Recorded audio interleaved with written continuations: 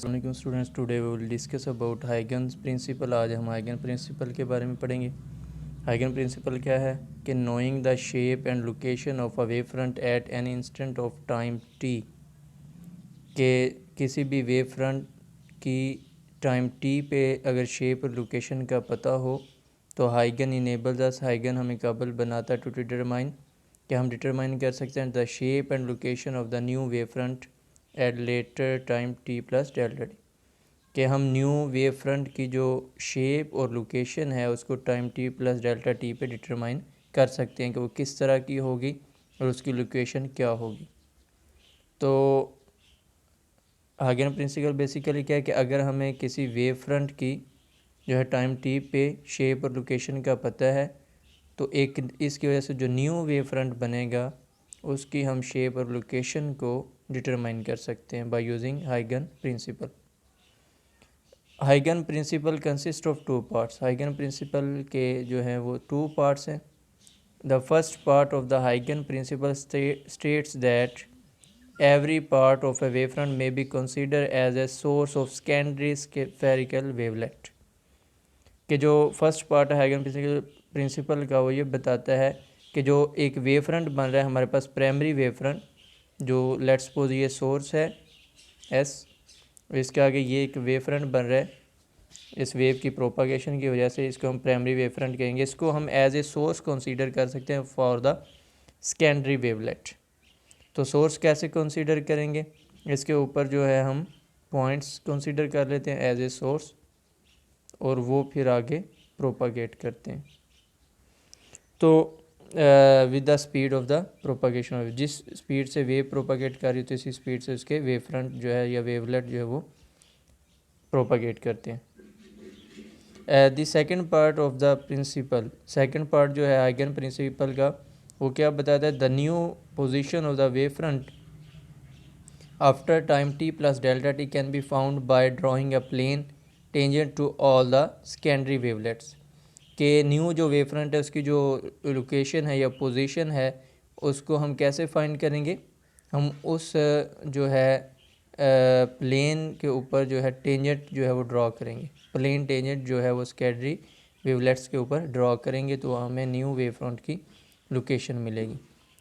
दोनों अगर हम पार्ट्स को डिस्कस करें तो लेट्स सपोज ये सोर्स एस था, पॉइंट सोर्स, इसकी वजह से ये वेव फ्रंट बन रहा था इस साइड पे, स्फेरिकल वेवलेट या wave front.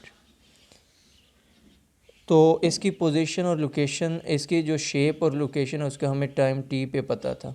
After time T plus delta T ये जो वेव फ्रंट है वो यहाँ तक यहाँ पे ट्रांसफ़र हो गया, प्रोपागेट। वो कैसे बना है ये वाला सेकंड वाला, हमने क्या किया है कि इस जो वेवलेट था इसके ऊपर वेव फ्रंट के ऊपर प्राइमरी वेव फ्रंट के ऊपर पॉइंट सोर्स जो है इस तरह से 1 2 3 4 अप टू 10 तक और आगे ये कंसीडर कर ली। अब ये पॉइंट्स जो हैं वो एज ए सोर्स के तौर पे काम करेंगे। लेट्स सपोज ये अगर पॉइंट सोर्स है तो इसके आगे जो वेवलेट बनेगा वेव फ्रंट वो इस तरह का होगा, स्फेरिकल। ठीक है। तो अब हमने जो है ये पॉइंट लिया है, ये वाला जो है सोर्स अगर बन रहा है 1 तो इसका वेवलेट ये वाला होगा ए और 2 वाला। ठीक है। और इसी तरह जो ये 2 वाला है अगर ये सोर्स नहीं, इसका वेव फ्रंट क्या बनेगा ये वाला, और 3 वाले का ये वाला।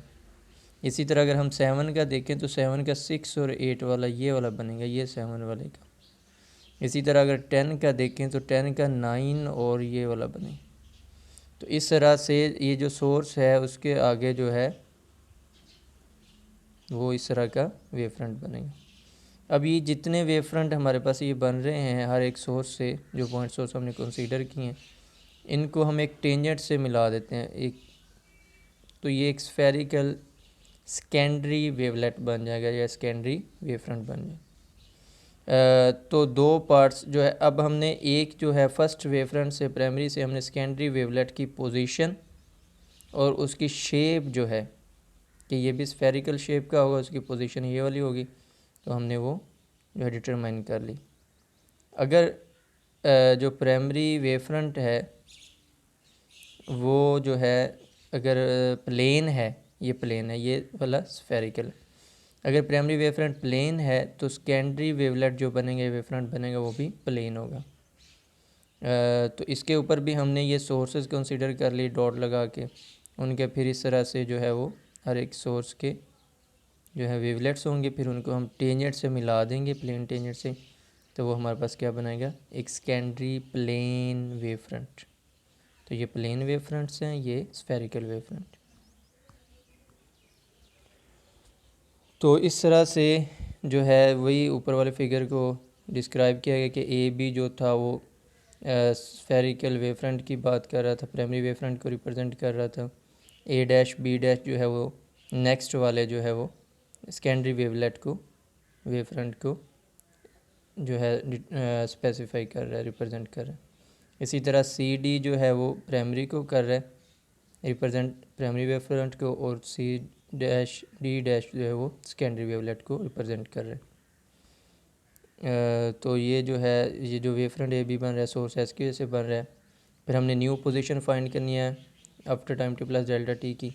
तो अकॉर्डिंग टू हाइजेनबर्ग प्रिंसिपल हमने उसके ऊपर सेवरल पॉइंट कंसीडर कर लिया एज ए सोर्स। तो हर एक का वेव फ्रंट जो है वो सेकेंडरी वेवलेट की, तो हर एक जो जो वेव फ्रंट ए बी है प्राइमरी वेव फ्रंट, वो सोर्स के तौर पे काम करेगा, किसके लिए, सेकेंडरी वेवलेट के लिए। तो इस तरह से हम उसकी जो है लोकेशन को फाइंड कर लें। According to the second part of Heisenberg, we draw surface A dash B dash, हमने सरफेस कंसीडर कर ली which is tangent to all the secondary wavelet, this A B dash the is the new position of the wave front after time delta T. Similarly, अगर plane wave front है in medium, we can find the new position of that plane wave front after certain time T by applying हाइगन principle. तो इसी तरह से ये हमने secondary के लिए जो है वो पोजीशन जो है सेकेंडरी वेवलेट की फाइंड कर ली फॉर प्लेन वेव फ्रंट। तो स्टूडेंट ये जो क्वेश्चन है वो मोस्ट इम्पोर्टेंट है एज ए शॉर्ट क्वेश्चन। तो शॉर्ट क्वेश्चन के तौर पे आ सकता है कि हाइगन प्रिंसिपल को एक्सप्लेन करें या डिफ़ाइन करें। तो आपने इसके दोनों पॉइंट लिखने और इस डायग्राम से इसको एक्सप्लेन करें। तो आज हम लेक्चर यहाँ पे एंड करते हैं। ओके जी, अल्लाह हाफिज़।